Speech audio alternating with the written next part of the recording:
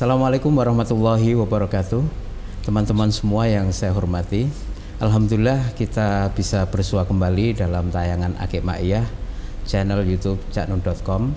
Dan pada pagi menjelang siang hari ini kita bersyukur, bergembira karena Allah memberikan rahmat kepada kami semua yang ada di sini, yaitu Cak Fuad, marja kita, hadir di Yogyakarta. Dan ini juga merupakan kesempatan yang langka.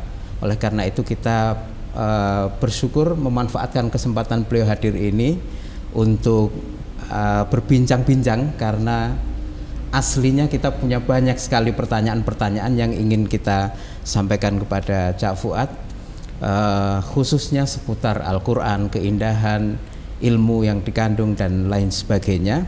Dan karena itu saya ingin mengajak teman-teman semua memanfaatkan kesempatan ini untuk menyimak apa yang nanti akan disampaikan oleh Cak Fuad. Namun sebelum itu di sini juga sudah ada Mbah Nun, marja kita juga, yang sebelum nanti kita ke Cak Fuad, beliau akan memberikan pengantar terlebih dahulu untuk kita semua. Silakan. Marja itu kalau bahasa Indonesianya rujukan. Ya, rujukan itu puskesmas apa rumah sakit gitu kan. Nah, marja itu setahu saya, kita bisa tanya ke Cak Fuad, kan dari kata roja'a, ya Pak ya, roja'a, yarji'u. Ya, sebenarnya marji atau marja. Marji atau marja itu tempat kembali. Tempat kembali, jadi muara apa ya? Tempat, jadi main resort, jadi gudangnya, sumber airnya dan seterusnya. Dan itu sebabnya kita menyebut Cak Fuad itu marja utama silaturahmi ma'iyah kita dunia ini. Nah, sebenarnya rasa syukur itu luar biasa karena sudah sangat lama kita ingin ada peluang seperti ini, dan sudah ada rencana untuk ke Malang tapi belum terjadi. Dan alhamdulillah Cak Fuad kesini, dan ini sebenarnya dalam rangka satu rasa syukur berikutnya. Jadi kami sedang merundingkan penerbitan Mushaf Al-Quran dan Tadabbur Ma'iyah. Kira-kira seperti itu, meskipun belum pasti judulnya apakah itu. Jadi ini sebagaimana sudah ada ribuan atau ratusan penerbitan Quran, ada terjemahannya, terus ada tafsirnya dan sebagainya. Ini kita bikin yang agak sedikit berbeda karena prinsip dasarnya memang agak sedikit melebar itu ya. Bukan Quran dan terjemahan dan tafsir, tapi Quran, Mushaf Al-Quran. Jadi kumpulan suhuf Al-Quran yang disebut Mushaf. Terus nanti ada halaman-halaman tadabbur dari Ma'iyah yang kita himpun dari Cak Fuad selama di Padang Bulan hampir 30 tahun sampai sekarang dan seterusnya lah. Nah, karena rasa syukur yang ketiga gini Mas Helmi, kita ini lumayan, kita hidup di dunia milenial dengan teknologi komunikasi dan informasi yang luar biasa. Kita mungkin bisa membayangkan kalau dulu Nabi Muhammad itu dihadirkan Allah, sudah ada video, sudah ada internet, sudah ada foto tustel, sudah ada handphone, smartphone segala macam kan. Setiap ada wahyu dari Tuhan itu kan langsung bisa direkam dan dihimpun gitu. Nah, dulu kan tidak. Dulu kan wahyu itu turun dari Allah ke Nabi Muhammad, dari Nabi Muhammad ke umat manusia ini kan sukar sekali karena waktu itu kan harus ditulis. Sedangkan tulisan kita, mungkin tanya kepada Cak Fuad, dulu kan tulisan Arab juga belum seperti yang sekarang. Kalau Anda sekarang kan tinggal buka handphone, Anda mau download, install atau sudah ada, Anda tinggal open, terus kalau mau cari ayat apa tinggal search segala macam. Dulu kan penulisannya belum atau jauh dari yang seperti sekarang. Dulu itu titik aja nggak ada. Jadi zaman Nabi Muhammad itu titik aja, misalnya kalau tak itu 2 titik, ba titik bawah 1, kalau ta 3 titik di atas, atau kho dan ha itu kan berbeda karena titiknya ya Pak ya. Dzot sama dzot sama to itu kan berbeda karena titiknya gitu. Nah, mungkin kita bisa tanya sama Cak Fuad, betapa luar biasa perjuangan Rasulullah dan para sahabatnya dan umat Islam pada waktu itu untuk menempuh suatu tahap. Kan bayangkan sukarnya bagaimana Nabi dapat wahyu, terus Nabi mengulang kepada umatnya, terus kita nyatetnya gimana? Wong titik aja belum ada waktu itu. Apa itu namanya Pak? Kalau kita nyebutnya kan Arab gundul gitu. Nah, kalau gundul itu belum ada harokatnya. Nah, Ya. bahkan pelontos tos ya. Jadi Iya. yang disebut Arab gundul adalah belum ada fathah, dhamma, kasroh, fathaten, dhammaten, kasroten. Iya, Ini bahkan lebih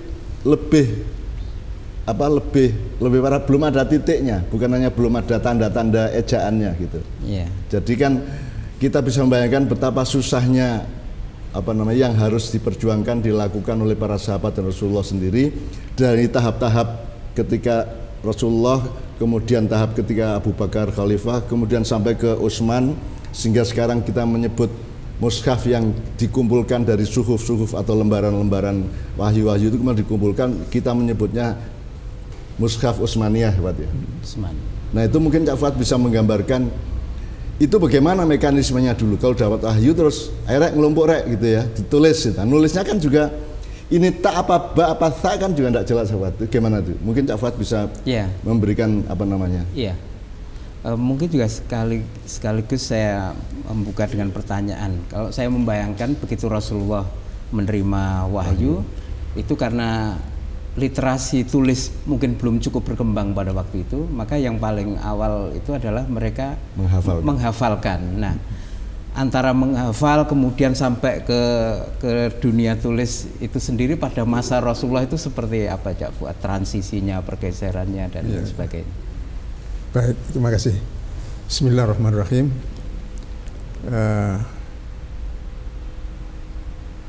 Al-Quran itu diturunkan secara berangsur-angsur, ayat per ayat, dan tidak urut seperti yang kita lihat di dalam mushaf sekarang. Ya. Ini juga sudah nanti merupakan kesulitan bagaimana itu menata, sehingga akhirnya menjadi sebuah mushaf yang dimulai dari Al-Fatihah sampai An-Nas. Ya. Itu sudah satu kesulitan sendiri. Nah, jadi begini, ketika ayat Al-Quran turun, itu yang tentu yang pertama kali harus hafalkan Nabi sendiri. Misalnya ayat yang pertama turun disepakati oleh para ulama itu surat Al-Alaq 1-5 ya.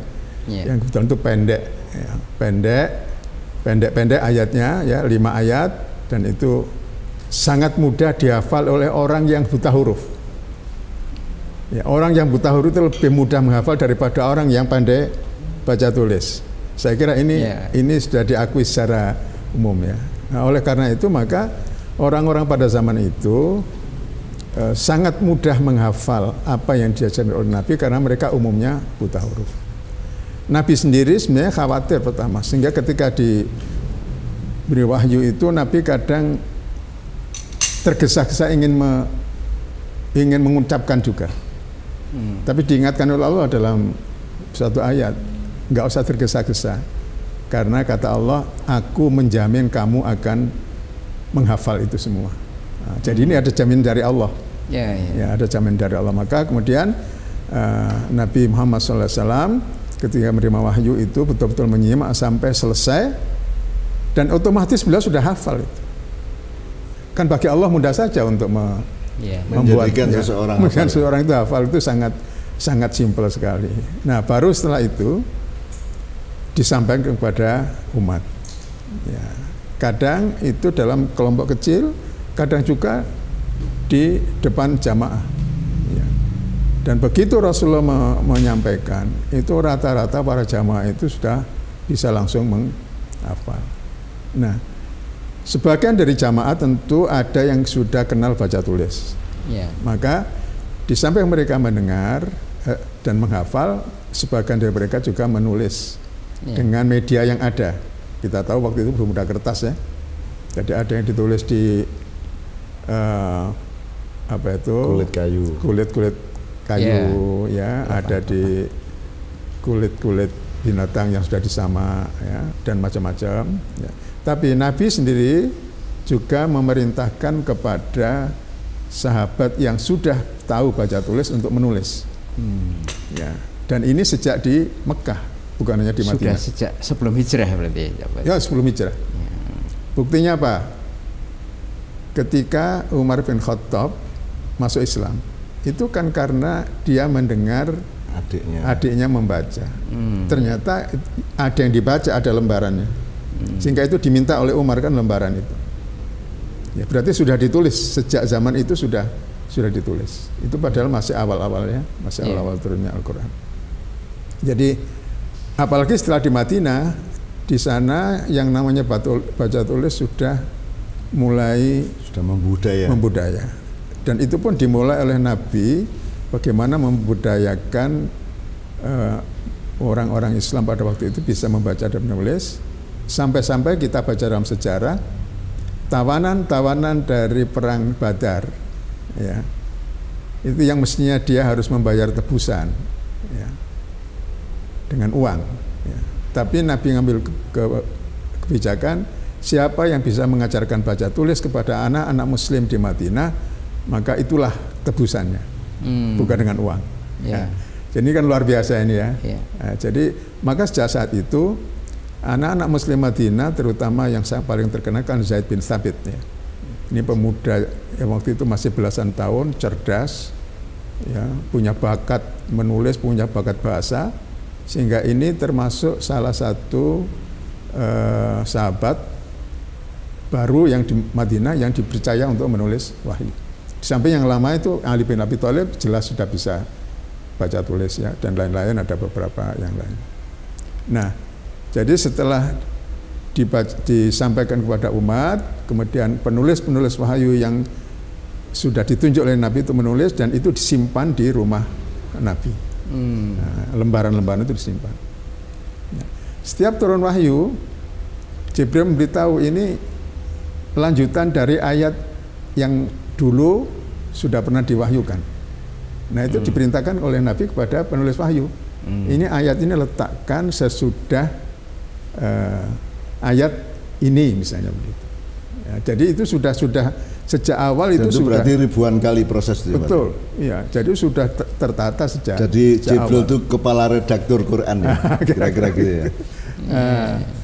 Ya, maka sebenarnya dokumen yang kemudian dijadikan dasar oleh Abu Bakar untuk mengumpulkan kembali ayat Al-Quran dan menjadikannya dalam lembaran-lembaran yang sudah urut, itu ada dasarnya.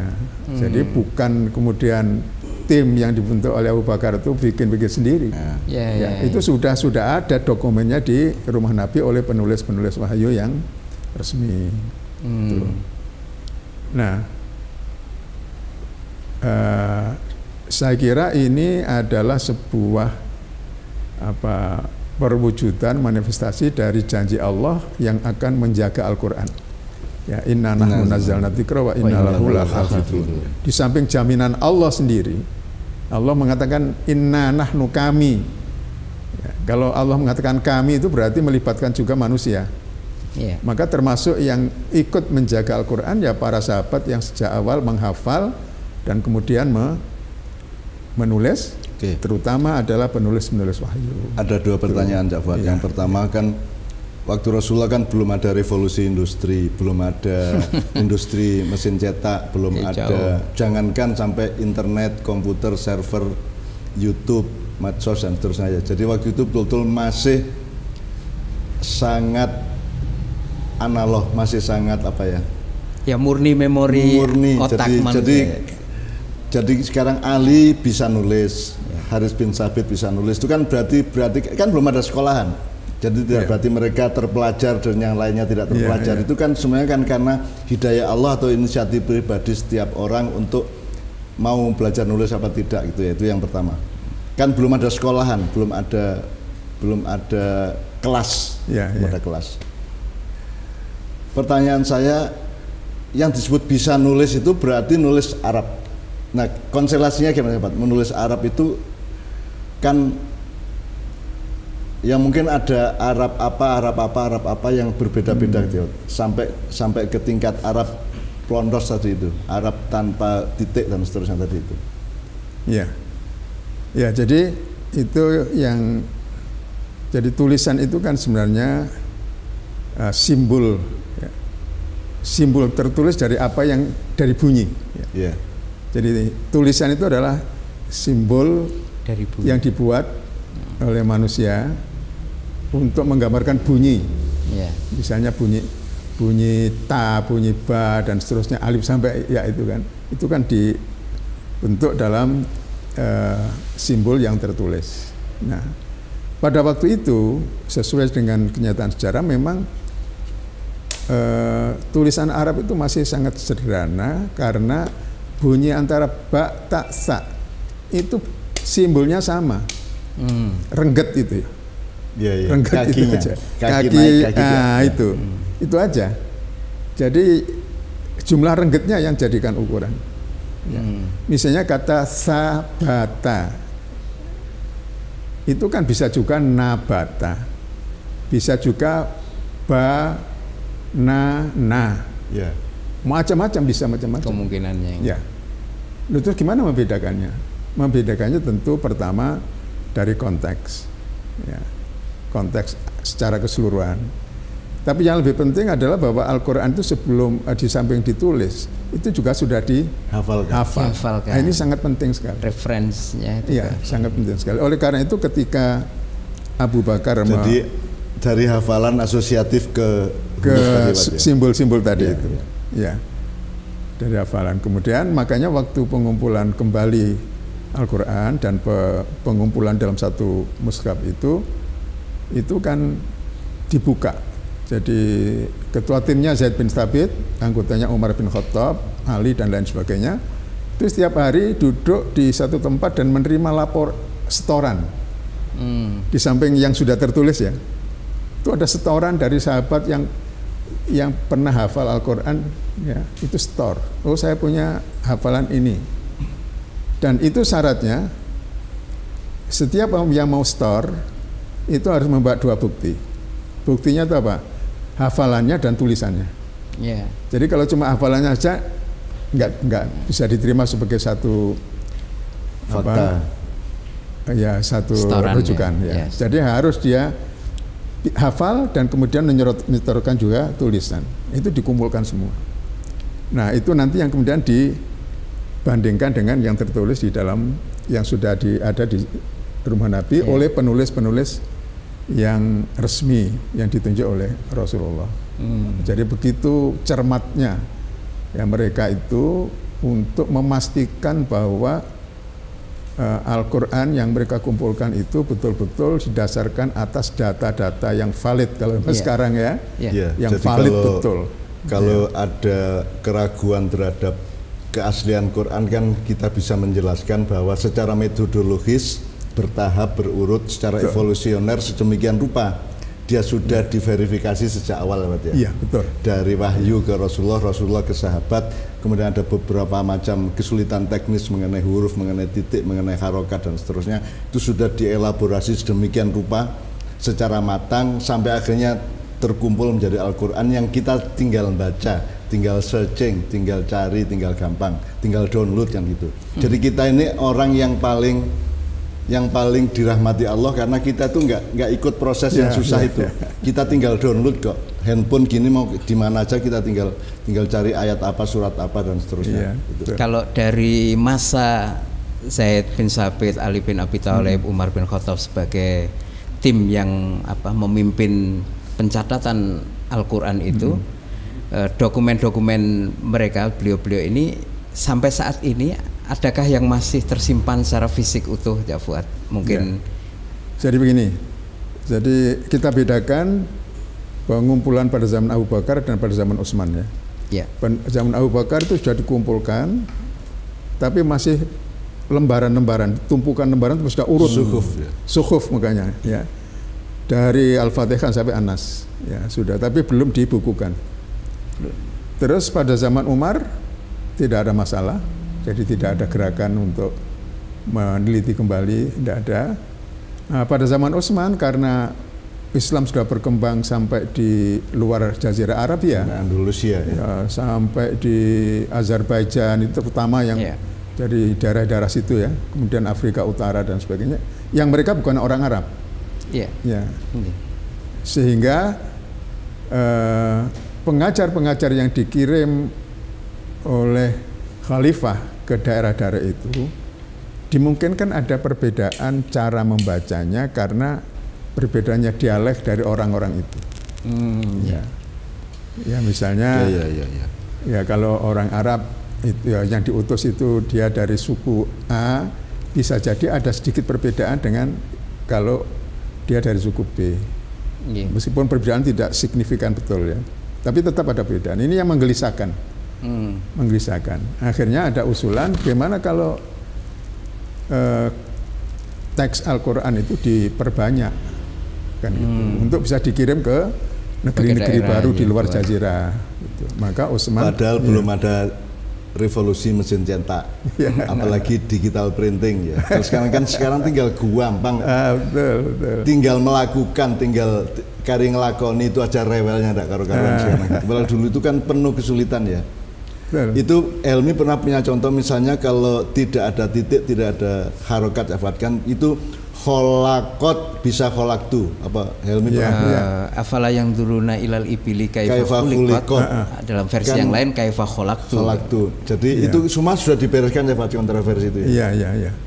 Jadi bisa khuliqat diciptakan, bisa kholaktu aku ciptakan kan gitu kan. Iya. Jadi kemungkinan ada sedikit perbedaan itu. Itu bisa terjadi. Dan itu juga ada sampai sekarang. Tapi yang penting bahwa perbedaan itu tidak sampai mengubah arti.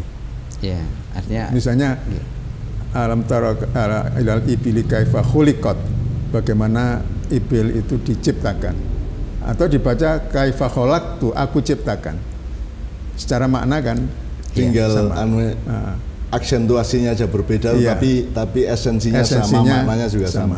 Itu ada beberapa, tapi tidak banyak ya. Ada beberapa yang terjadi seperti itu. Ya. Seperti yang pernah saya contohkan itu inja akung fasikun binabain fatabayyanu, yang umum kan itu. Tapi ada versi juga yang bukan tabayin tapi tasabbatu. Karena memang sama itu tulisan renggetnya jumlahnya sama, tanpa titik dia perahunya jejer-jejer itu sama. Tapi jadi bisa fatasabbatu itu artinya teguhkan, menegaskan, memastikan. Jadi kalau ada gosip, ada uploadan apa-apa itu kan harus sama, tabayanu dengan merekonfirmasikan atau fatasabbatu meneguhkan benernya gimana betul, ini kan gitu. Tapi jadi sama itu. Tabayanu sama tasabbatu itu secara maknawiyah mengarah ke kepentingan kemuliaan yang sama, kebenaran yang sama, meskipun bisa berbeda, yang satu fatasabbatu, yang satunya lagi fatabayyanu antusibu qaumam bijahalah itu. Iya, betul. Jadi ada kasus-kasus seperti itu tidak banyak. Tidak sampai mengubah makna secara diametral gitu ya. Maknanya sama. Berubah. Bahkan kedua-duanya saling memerlukan, saling menguatkan. Tasabbatu berarti ada. Sekarang di Indonesia sudah ada kata tabayun ya, dan sudah lumayan populer. Sekarang berarti ada kata tasabbut. Tasabbut itu juga ditegeske, kalau bahasa Jawanya ditegeske, didunungke kalau bahasa Jawa. Gimana kok ada berita seperti itu tuh bener enggak, dan kan sama itu tabayun ya gitu, tasabbut ya begitu kan gitu. Oke. Tadi Cak Fuad menyampaikan bahwa kita perlu membedakan penyusunan Al-Quran itu pada masa Abu Bakar dan Utsman ya. Dan salah satu perbedaannya adalah ketika pada masa Umar itu masih berupa lembaran-lembaran, tapi di masa Utsman itu sudah mulai disatukan dalam secara fisik, itu sudah dijilid ibaratnya jadi mushaf. Nah, apakah seleksi atau verifikasi setoran-setoran tadi dari para sahabat di luar tim inti tadi itu hanya melibatkan soal mereka membawa setoran dan hafalan, ataukah mungkin juga melibatkan gramatika atau bahasa Arab untuk mungkin mengetahui kemungkinan melenceng tidaknya makna dan lain sebagainya, Cak Fuad? Ya, jadi yang dilakukan oleh timnya Utsman itu ketua timnya sama. Jadi waktu Abu Bakar itu Zaid bin Thabit, kemudian waktu Utsman itu juga Zaid bin Thabit lagi, tapi ditambah. Jadi ada 7 anggota timnya. Mereka mengambil suatu langkah tidak langsung menggandakan suhuf tadi. Dari Abu Bakar itu diambil, waktu itu disimpan di rumah Hafsah, istri Rasulullah, putri dari Umar bin Khattab. Nah, itu diambil, kemudian mereka melakukan penelitian lagi dan mengumumkan lagi kepada para sahabat. Mengapa begitu? Karena pada zaman Abu Bakar itu banyak, pada waktu pengumpulan itu banyak sahabat masih di medan perang. Kan waktu Abu Bakar kan ada perang banyak sekali melawan kaum murtadin itu ya. Maka masih dibuka oleh Utsman. Barangkali masih ada tambahan dari apa yang sudah terkumpul itu. Ya. Ternyata semua sudah tidak ada perubahan. Tidak tersisa. Tidak ada tersisa lagi. Ya. Kemudian ditulis lagi, berarti itu digandakan 7, ada yang 7, ada yang 9. Ya, satu disimpan di pusat itu di Madinah. Belum ada Gramedia, jadi nggak bisa menggandakan beribu-ribu. Bayangkan waktu itu nulis ya sekian banyak itu ya. Untuk menggandakan 7 kan butuh 7 orang yang berhari-hari mungkin berbulan-bulan menulis. Betul. Pelungker-pelungker sedemikian rupa itu. Itu sudah pakai harokat ya Pak? Belum. Masih pelontos mungkin. Pelontos tadi. Masih gondol pacul ya. Gondol pacul. Ya. Tapi paling tidak untuk para pengajar Quran di berbagai daerah itu kan sudah punya pegangan. Tidak hanya berdasarkan hafalan aja, tapi mereka sudah punya pegangan. Gitu. Nah, proses pemberian titik dan harakat itu dimulai pada akhir masa Ali bin Abi Thalib. Itu usulan dari seorang tokoh ahli bahasa waktu itu namanya Khalil bin Ahmad. Khalil bin Ahmad ini gurunya ahli nahwu. Yang melahirkan nahwu itu kan ada madhab Sibawai, ada madhab dari madhab, ada 2 madhab lah ya. Ya, itu semua adalah muridnya Khalil bin Ahmad. Ini yang pertama kali mengusulkan adanya pemberian titik-titik tadi. Dia yang mengusulkan itu.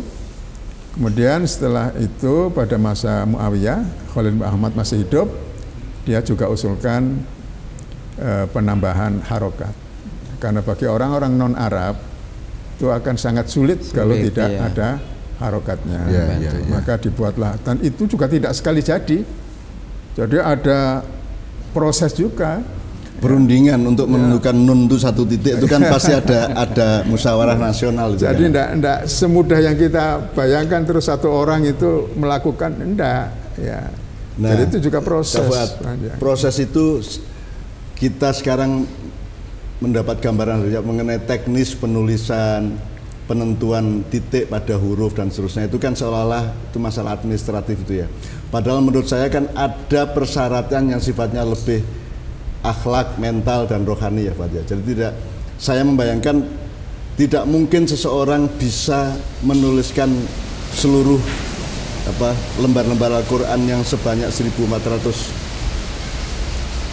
Kalau sekarang 600-an sekian halaman. Itu tidak mungkin kalau tidak ada landasan rohani yang kuat ya Pak. Betul sekali. Kan jadi saya membayangkan, kan saya pernah ngomong, nggak mungkin ada seseorang menuangkan minuman ke gelas kalau tidak dipastikan gelas itu bersih, tidak ada minuman lain dan utuh gelasnya. Jadi tidak mungkin seorang sahabat ikut memproses penulisan Al-Qur'an itu kalau dia tidak memiliki persyaratan dalam dirinya, bersih hatinya, jelas niatnya, akhlaknya, iman dan jadi itu saya kira itu persyaratannya tidak boleh kita lupakan. Kalau enggak mungkin itu bisa di konflik nasional ya Pak.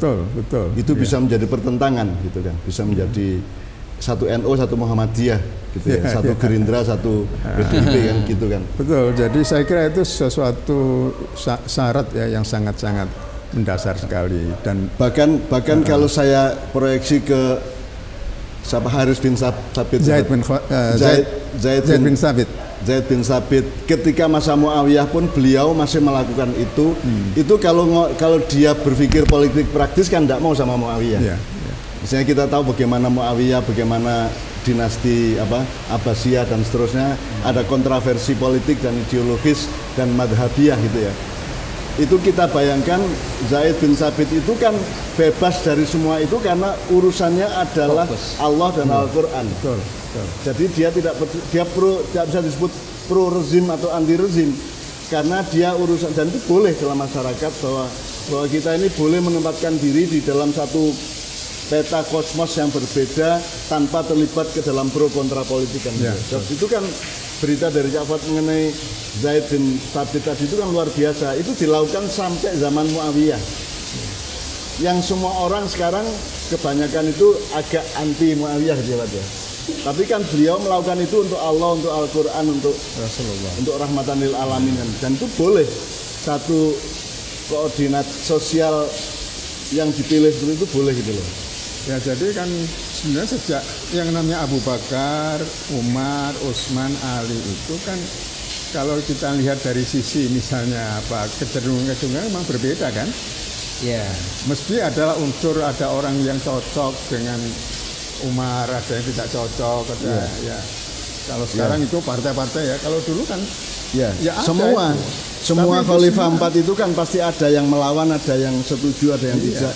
Tetapi proses verifikasi Al-Quran ini evolusinya sedemikian rupa, ya, lepas dari itu lepas semua. dari semua kepentingan politik praktis seperti itu, sehingga kita sekarang mendapat rezeki luar biasa dengan mushaf Quran yang sudah utuh dan tinggal mengakses dengan sangat mudah sekarang.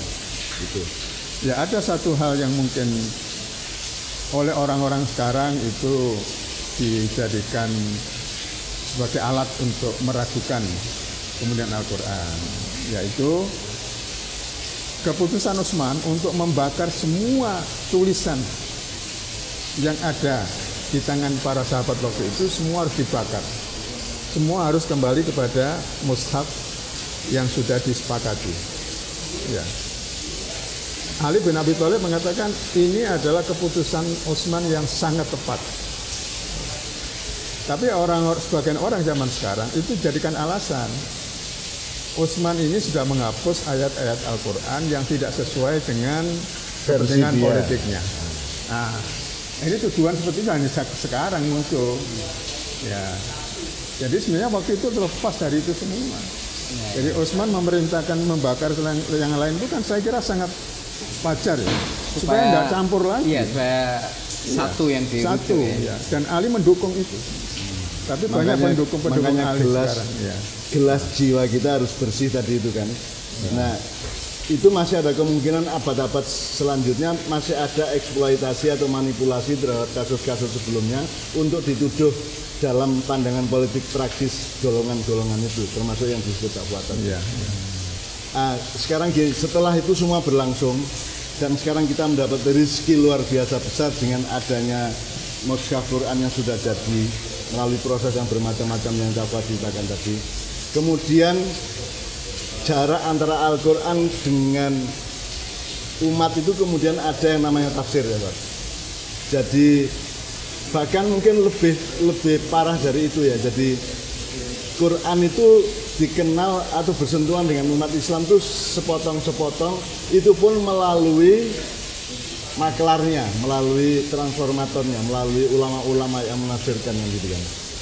Ya jadi, nah tafsir ini kan juga bukan tanpa masalah kan gitu, bukan tanpa masalah karena ada sangat banyak tafsir dan tafsir ini kan menyangkut seluruh penghayatan terhadap setiap unsur kebenaran, kebaikan, keindahan, kemuliaan, kebijaksanaan dan seterusnya di dalam kehidupan masyarakat.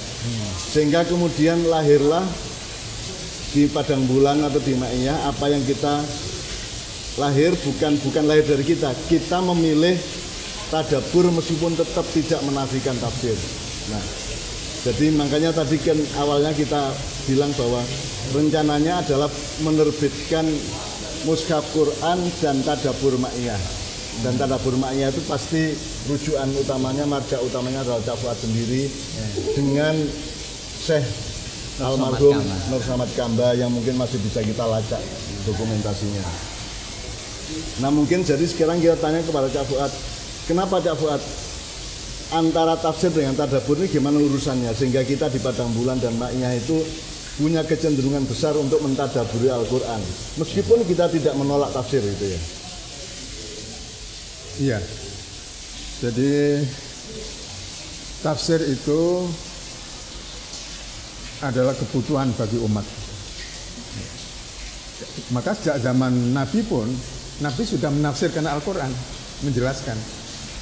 Ya. Ya, jadi Nabi juga memberi penjelasan tentang ayat-ayat tertentu atau ungkapan-ungkapan tertentu dalam Al-Quran. Ya.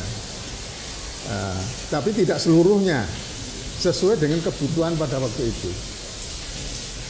Kemudian para sahabat, saya perjelas dulu ya fakta dari Cak Fuad ya. Jadi ini Quran, terus ini ada tafsir Quran, gitu ya. Jadi kan ada bedanya Quran, teks Quran, ayat-ayat dan firman Allah itu dengan tafsirnya. Perbedaannya adalah sudah melewati seseorang. Nah, bedanya seseorang ini nabi sama bukan nabi kan beda. Kalau Rasulullah yang menafsirkan ayat-ayat Allah, nabi kan maksum, nabi kan terjaga dan memang sejak awal dijamin oleh Allah. Sementara kan penafsir-penafsir ini kan tidak ada yang nabi ya Pak. Tidak ada yang nabi, semuanya kan ulama-ulama atau orang-orang biasa kan gitu. Sehingga kemudian muncul berbagai macam kontroversi atau perbedaan mazhab, perbedaan tafsir yang banyak orang tuh tidak bisa paham bahwa Quran sama tafsir Quran itu berbeda. Misalnya kalau Helmi, kalau saya ngomong iya kana budu iya kana nasta'in itu sebuah narasi yang sangat pasti dari Allah untuk manusia. Tapi ketika saya memahami iya kana budu iya kana nasta'in kan tidak persis seperti yang dimaksudkan Allah. Itu yang saya maksud beda antara ayat Quran dengan tafsir ayat Al-Quran. Saya juga tidak akan mengklaim bahwa tafsir saya benar, tapi tafsir ini kan kemudiannya menimbulkan mazhab segala macam, menimbulkan perbedaan-perbedaan, kontroversi, bahkan pro kontra sampai tingkat bermusuhan, sampai tingkat dengki satu sama lain dan seterusnya dalam kebudayaan dan politik kan gitu. Nah, mungkin makanya kita ingin mempertegas pemahaman kita dari Cak Fuad bahwa tafsir itu sangat dibutuhkan, bahkan Rasulullah sendiri melakukannya. Terus kita tahu itu bedanya tafsirnya Nabi sendiri sama tafsir saya atau Anda semua kan gitu. Nah sekarang kenapa kok terus tadabbur itu kita lirik dan kita menemukan bahwa tadabbur itu sangat penting gitu Pak? Ya. Nah, jadi saya kembali sedikit pada tafsir. Jadi tafsir itu bisa Quran sendiri menafsirkan ayat satu, Nabi ayat dengan ayat yang lain. Yang kedua Nabi menafsirkan ayat-ayat tertentu. Ya. Nah setelah itu para sahabat yang hidup semasa dengan Nabi itu juga punya penafsiran terhadap beberapa ayat dan satu sama lain bisa berbeda. Padahal mereka sama-sama hidup di zaman Nabi tapi tidak pernah mendengar Nabi menafsirkan ayat itu. Itu betul-betul keluar dari pemahaman mereka, ya, yang kemudian berusaha untuk dijelaskan kepada orang lain. Dan itu bisa berbeda antara Ibnu Abbas, Ibnu Mas'ud dan lain-lain. Bisa satu sama lain ada perbedaan. Jadi memang yang mutlak kebenarannya itu Al-Quran. Menurut tafsir itu tidak mutlak. Jadi itu unsur dzonnya itu di dalam tafsir itu ada tinggi, gitu. Tinggi ya. Bahkan juga mungkin ada unsur spekulasinya. Ya. Ada unsur spekulasi, dalam arti spekulasi itu ya mungkin seperti ini ya. Tidak pasti kan? Tidak pasti. Saya kira itu yang sangat diperlukan oleh kesadaran manusia semua zaman ya, bahwa ada yang mutlak pasti, terus ada yang relatif dan unda-undi kalau bahasa Jawanya ya, bisa benar bisa salah atau di antara keduanya. Nah, kita ini sekarang kan bertengkar karena kita merasa pasti benar. Satu golongan merasa mutlak, terus menyalahkan golongan yang lain dianggap pasti salah dan seterusnya. Saya kira itu yang harus kita pelajari dan kita teguhkan bahwa kita semua ini relatif. Yang tidak relatif hanya ayat Al-Quran sendiri dan Rasulullah kan gitu. Iya. Di antara sahabat tadi Cak Fuad, Ibnu Mas'ud, kemudian Ibnu Abbas atau mungkin juga sahabat-sahabat lain yang kita mungkin mengenal sebagai sahabat yang ahli di dalam menafsirkan Al-Quran. Apakah Rasulullah pernah misalnya menyebut di antara sahabat itu yang dianggap itu bagus tafsirnya, itu bagus, lebih ahli atau semacam kecenderungan mengapresiasi tafsir para sahabat? Saya tidak ada. Tidak ada ya. Nabi itu kan sangat sangat nyegoro. Sangat nyegoro bahasa Jawanya, sangat jiwanya itu seluas lautan sehingga semua diakomodasi dan dicari baiknya. Betul. Yang ada itu cuma beliau berdoa untuk Ibnu Abbas. Ya, ketika Ibnu Abbas lahir itu salah satu doa kan Allahumma faqihhu fiddin wa alimhu ta'wil. Ya Allah, jadikanlah dia orang yang faqih, mendalam dalam agama dan ahli menafsirkan. Nah, gitu. Itu doa Nabi ada begitu. Karena waktu itu kan adik sepupunya ya, waktu lahir itu Nah, itu didoakan seperti itu. Maka memang betul Ibnu Abbas dari sekian banyak itu yang terkenal tafsirnya banyak dijadikan rujukan itu juga Ibnu Abbas. Tapi tidak berarti bahwa tafsir Abbas itu mesti benar. Yang ponakannya kakaknya Ali, adiknya Ali, adiknya Abu Thalib. Adiknya apa? Ya, Abbas itu adiknya Abu Thalib. Adiknya Abu Thalib. Jadi Abbas. Dia misannya Ali ya. Betul, misan. Itu yang didoakan. Tapi juga tidak ada jaminan bahwa apa yang dikatakan oleh Ibnu Abbas ini mutlak kebenarannya. Karena toh itu juga sifatnya tafsir dan oleh manusia bukan oleh Rasul yang maksum. Gitu. Jadi apalagi yang sesudahnya. Apalagi dan kita. Semua ulama penafsir itu selalu mengatakan di akhir tulisannya wallahu a'lam bishawab. Tidak ada yang mengklaim ini yang pasti benar, itu tidak ada. Ya, pengikutnya biasanya yang mengklaim. Ya, konsumennya, usernya. Tapi kalau penulis sendiri selalu wallahu a'lam. Bahkan misalnya tafsir mengenai huruf-huruf muqatta'ah ya, alif lam mim dan sebagainya, itu sebagian besar ulama mengatakan wallahu a'lam bimuradihi. Tawadhu aja lah, ini Allah yang paling tahu. Tapi ada juga yang tetap mencoba memahami. Tapi juga tidak ada dasarnya. Memahami itu akhirnya ya sudah subjektif kan? Subjektif. Makanya ada tadabbur yang persyaratannya adalah kamu tidak apa mencoba memahami secara subjektif berdasarkan pengalaman sendiri, dengan syarat itu membuat kamu menjadi lebih baik, membuat kamu lebih berakhlak, lebih beribadah, lebih menyelamatkan orang lain dan seterusnya. Itu kan saya kira prinsip tadabbur di situ. Ya. Dari kata dubur ya toh. Jadi dari kata apa, bahwa outputnya, keluarannya itu maslahat, baik, mendamaikan, bijaksana dan seterusnya. Meskipun mungkin proses pentadaburannya atau penghayatannya itu tidak hebat-hebat amat dan tidak memenuhi syarat tafsir, tetapi sepanjang dia membuat keluarannya itu baik, mengamankan sesama manusia, tidak membuli, tidak menista, tidak memfitnah dan seterusnya, insya Allah nilai tadaburnya terletak di outputnya itu. Kira-kira seperti ya. Di ayat Al-Quran kalau apa ayatnya jawab ya? Afala yatadabbarunal Qur'ana am fi qulubihim afala yatadabbarunal Qur'ana am fi qulubihim akfaluha. Akfal itu gembok. Jadi digembok hatinya sehingga sudah enggak. Supaya kita tidak dikategorikan sebagai orang manusia yang hatinya tergembok atau tertutup rapat, maka kita mentadabburi Al-Qur'an dengan syarat tidak menimbulkan kesombongan. Sebab kalau saya penafsir itu saya bisa sombong kepada orang yang tidak bisa menafsirkan. Saya bisa jadi penafsir kan harus tertib akademis, harus wacananya sangat jelas, landasan metodologinya sangat jelas. Sementara kalau tadabbur kan boleh setiap orang, tapi dipersyarati asal membuatmu menjadi manusia yang lebih baik kan gitu, menjadi lebih soleh, lebih santun dan seterusnya kan gitu. Rasulullah sendiri apakah mungkin pernah dalam berbagai kesempatan itu semacam memberikan panduan kepada para sahabat tentang bagaimana memahami Al-Quran atau mentakwilkan Al-Quran atau menafsirkan Al-Quran? Ya, kalau zaman sahabat itu kan tidak banyak neko-neko. Ya, jadi apa yang ayat Quran yang turun dihafalkan, difahami, diamalkan sesuai dengan pemahaman mereka.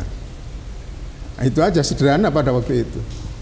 Jadi tidak dilatar belakangi oleh partai politik, tidak dilatar belakangi oleh golongan ormas, tidak dilatar belakangi oleh kotoran-kotoran dalam gelas tadi itu kan gitu. Sehingga yang dituangkan oleh hasil ikhtiar terhadap Quran itu adalah minuman yang bersih, kira-kira seperti yang dimaksud Cak Fuad. Jadi di Quran kan perintahnya untuk mentadabburi Al-Quran. Ya. Jadi Quran diturunkan supaya ditadabburi. Memang tidak ada supaya ditafsirkan, tidak ada. Ya. Ditadabburi itu berarti setiap orang. Setiap orang. Everybody, ya. everyone. Setiap orang yang membaca Al-Quran itu mestinya harus dia lihat baru untuk melakukan tadabbur. Ya. Nah, berarti tadabbur itu bisa dan boleh dilakukan oleh setiap siapa orang. Saja. Tentu saja pertama dia harus paham dulu ayatnya. Kalau nggak paham bagaimana mau tadabbur? Yeah. Paham itu bisa jadi karena dia paham bahasa Arab. atau paham karena dia membaca terjemahan. Ya. Terjemahan juga sudah memberikan makna ya meskipun tidak utuh. Ya. Nah, dari pemahaman yang sederhana saja, tidak usah pemahaman yang berdasarkan tafsir macam-macam, justru pemahaman terhadap isi teks itu, ya tekstual lah gitu pemahamannya. Itu dari situ kemudian dia melakukan tadabbur, itu kan perenungan. Jadi ada dua makna tadabbur sebenarnya. Tadabbur itu ada orang pokoknya setelah membaca itu dia bertanya, apa yang saya lakukan dengan ayat ini? What next kan gitu. Maka tadabbur itu kan yang datang berikut di belakang kan, dubur itu kan di belakang. Jadi apa setelah baca ini apa? Atau dia melakukan introspeksi. Oh iya, ini ada ayat seperti ini. Selama ini saya melakukan apa? Dan apa yang harus saya lakukan setelah saya baca ayat ini? Nah, itu tadabbur. Yang kedua, tadabbur juga bisa berarti dia mencari makna di balik makna yang zahir, yang tampak. Misalnya seperti apa? Ya kalau kita membaca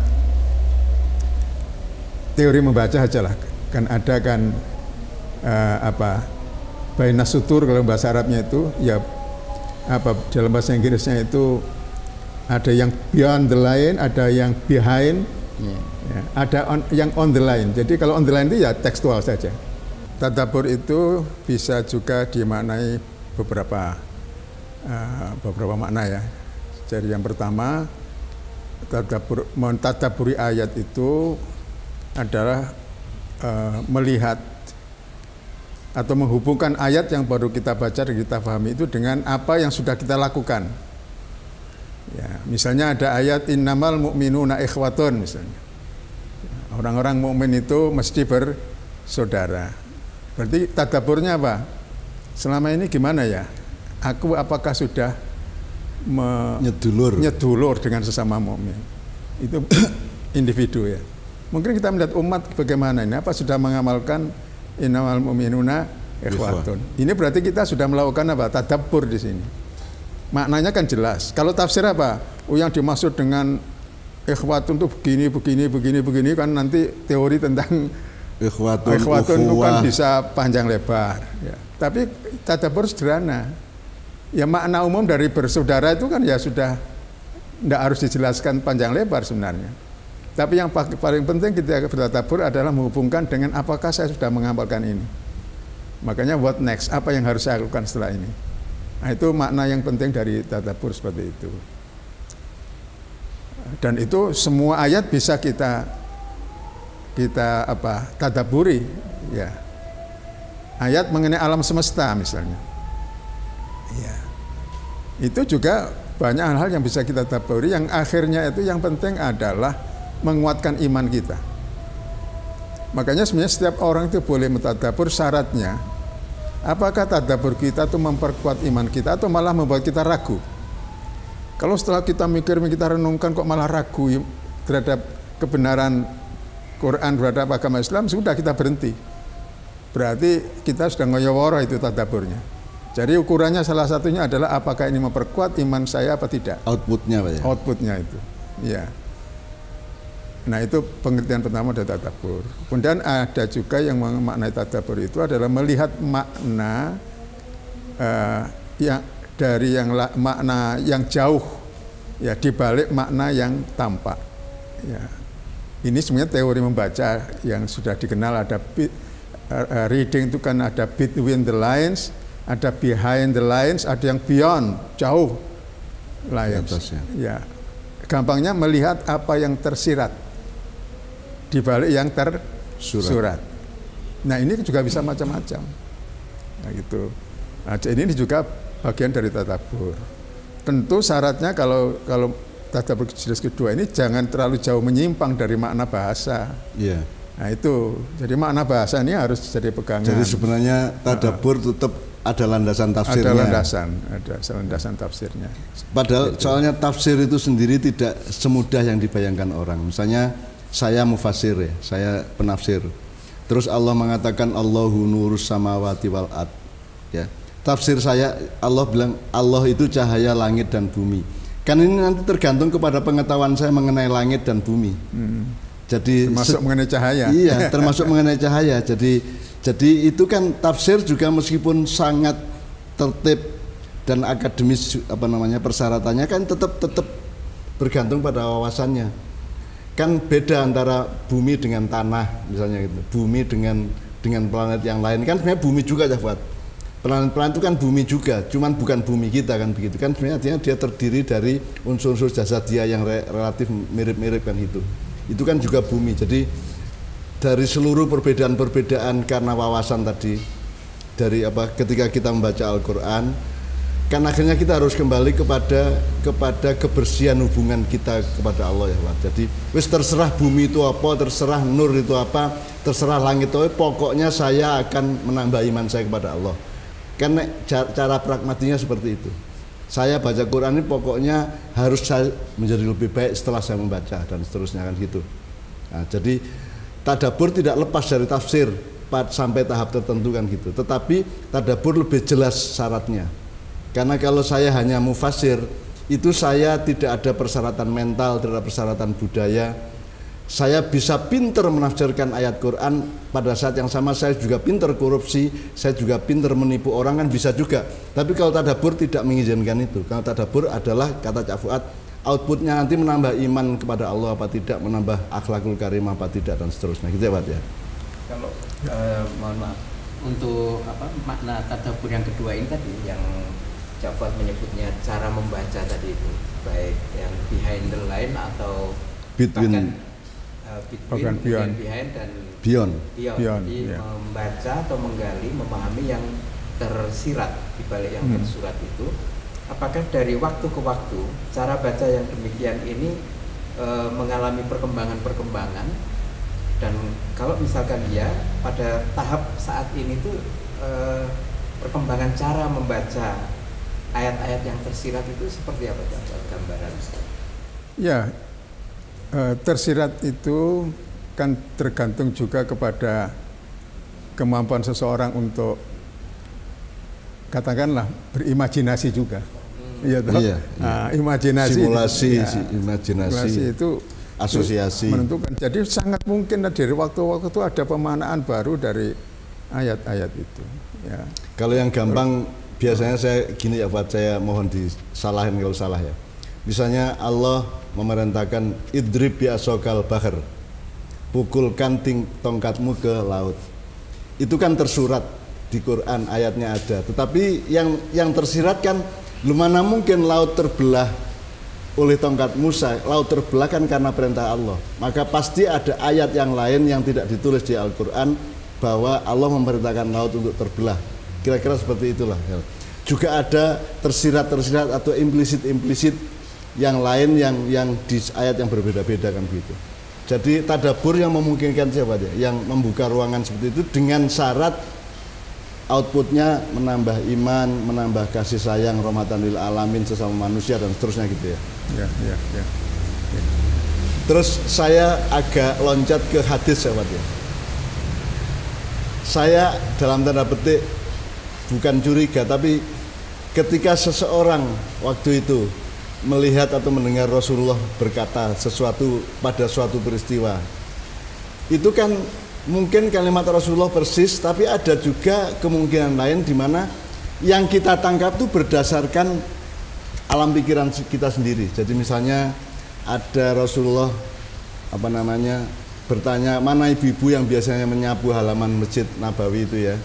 Kemudian sahabat mengatakan ibu itu barusan meninggal. Terus Rasulullah bertanya kepada sahabat di mana kuburan. Terus Rasulullah takziah ke kuburannya. Terus ada riwayat hadis bahwa yang diambil adalah terus Rasulullah sholat di situ. Jadi terus kemudian yang diambil adalah fikihnya bahwa sholat di kuburan itu tidak masalah kan gitu. Jadi yang diambil bukan kasih sayang Rasulullah kepada rakyat kecil ya. Yang diambil adalah dimensi hukumnya bahwa sholat di kuburan itu boleh. Jadi saya kira hadis-hadis juga bermuatan kemungkinan seperti itu, tergantung alam pikiran dan konsentrasi nilai pada perawinya maupun pada penafsir hadis-hadis itu. Gitu ya Pak? Ya, saya kira memang begitu. Kalau Quran kan ada asbabun nuzul ya. Hadis itu juga ada asbabul wurud sebenarnya. Jadi konteks di mana Rasulullah mengucapkan itu. Karena kadang-kadang ada perbedaan satu sama lain. Itu karena perbedaan konteks dengan siapa Nabi berbicara. Kan begitu. Jadi Nabi menjawab pertanyaan oleh seseorang, Nabi menjawab sesuai dengan kebutuhan orang itu. Orang itu. Iya. Maka ada hadis itu yang ya harus diterima sebagai makna secara umum, tapi juga perlu untuk melihat konteksnya bagaimana. Kan gitu. Ya, misalnya Nabi ditanya, ya Rasul berilah nasihat kepada saya. Nabi kemudian memberi nasihat, la taghdab, kamu jangan suka marah. Tambah lagi ya Rasulullah, diulang lagi taghdab sampai 3 kali. Mungkin saja karena Nabi tahu orang ini pemarah barangkali ya. Gitu. Makanya itu yang ditekankan, bukan yang lain. Bukan berarti hanya itu yang penting. Jadi Nabi itu selalu juga melihat konteks ketika beliau berbicara sesuatu. Nah ini yang perlu juga dipelajari sebenarnya, ya, konteks itu. Artinya berarti diperbolehkan ada simulasi atau pembayangan atau imajinasi dari aslinya asbabul wurud atau asbabun nuzulnya ayat-ayat ke situasi dan konteks kehidupan kita yang sekarang, sepanjang tidak keluar dari akidah, tidak menurunkan iman dan tidak menurunkan rahmatan lil alamin akhlakul karimah kita kan. Jadi saya kira tadabbur wilayahnya adalah menikmati kemungkinan yang sangat luas di luar tafsir itu, atau yang berdasarkan tafsir. Itu yang namanya tadabbur. Makanya di Ma'iyah kita terus menerus menganjurkan untuk mentadaburi Al-Quran yang dikaitkan dengan pengalaman hidupnya sendiri, tapi dengan persyaratan harus menjadi lebih kuat imannya, yang seterusnya tadi dia baca. Jadi mungkin ada hal lain yang kita akan gali dari Cak Fuad. Iya, terima kasih Cak Fuad. Saya membayangkan begitu panjang perjalanan Al-Quran bisa hadir di tengah-tengah kita, dan tadi Cak Fuad sudah menceritakan dengan sangat gamblang bahwa proses Al-Quran dari Nabi ke para sahabat, kemudian tim penulis, itu merupakan kerja intelektual dan literasi yang luar biasa. Bahkan tadi saya sangat terkesan ketika Cak Fuad menjawab pertanyaan saya bahwa pada waktu itu sahabat itu ya sederhana aja, ketika memahami ayat dipahami, kemudian ditanyakan ke dalam dirinya bagaimana dia mengamalkan ayat itu. Bayangan saya, konteks mengamalkan ayat itu bukan hanya ayat yang berkaitan dengan bagaimana beribadah atau menjalankan perintah agama, tapi mungkin juga hal-hal yang sifatnya rohaniah atau psikologi atau mungkin perilaku. Nah, saya secara pribadi itu bercermin, kayaknya saya itu sendiri malah tidak seperti itu. Maksudnya mungkin ini jawaban yang merupakan kritik. Kita lebih sibuk memahami Al-Quran sebagai objek intelektual pemikiran, tapi malah kurang menjadikan Al-Quran itu sebagai pembangun karakter atau akhlak. Nah, dalam hal ini barangkali Cak Fuad bisa membekali kita bagaimana kita perlu ingat kembali bahwa ada hal yang mendasar tentang Al-Quran, yaitu Al-Quran sebagai pembangun atau pengkritik perilaku kita atau karakter kita. Ya. Jadi Al-Quran itu kan isinya yang paling utama, yang paling banyak saya kira adalah untuk membangun iman. Membangun iman. Iman itu nomor satu. Saya kira mayoritas dari ayat-ayat Al-Quran, terutama yang kita diperintahkan untuk banyak membacanya, misalnya ayat kursi, surat Ikhlas, Al-Fatihah terutama ya, surat Yasin, surat Kahfi, itu kan Nabi memerintahkan kita untuk banyak membaca. Itu bisa dikatakan semuanya adalah penguatan iman. Ya, terus yang kedua adalah akhlak. Jadi ayat-ayat Makkiyah itu umumnya adalah berkaitan dengan iman dan akhlak. Baru kemudian Madinah itu banyak berkaitan dengan ibadah. Nah, karena iman sudah mantap di Mekah, maka ketika ada perintah ibadah atau juga hukum-hukum haram, halal dan sebagainya itu gampang diterima sudah. Karena iman sudah mantap. Nah, masalahnya kan kalau kita iman belum mantap, ada perintah begini, ada larangan begini, Rewel itu. Ya masih rewel. Nah, kan gitu masalahnya. Nah ini sebenarnya adalah satu metode pendekatan ya, dalam pendidikan. Ya. Jadi ada 3 kemungkinan orang membaca Quran ya. Satu merasa tersindir, merasa dikritik oleh Allah. Nomor 2, dia tidak merasa apa-apa. Itu ayat untuk orang lain, tidak untuk dirinya kan begitu kan. Ya. Jadi Al-Quran itu menyindir musuh saya, tidak menyindir saya kan gitu. Itu yang paling banyak mungkin. Jadi ketika ada ayat turun, wah ini si dia ini gitu. Lupa kepada dirinya sendiri. Iya, sering gitu kan. Kalau Allah mengatakan muttaqin itu saya. Muslimin saya, mukminin saya gitu ya. Tapi kalau zalimun itu mereka. Kafirun mereka, musyrikun mereka. Kan selalu gitu. Kita punya kecenderungan curang psikologis seperti itu. Nah, itu yang sebenarnya diseimbangkan oleh tadabbur ya Pak. Karena tadabbur lebih merupakan proses introspeksi pada masing-masing manusia dengan diberi kemungkinan dan perkenan untuk menghayati ayat-ayat Al-Quran sepanjang itu memperbaiki dirinya kan gitu. Gitu. Jadi karena kecenderungan sosial yang kita alami seperti itu.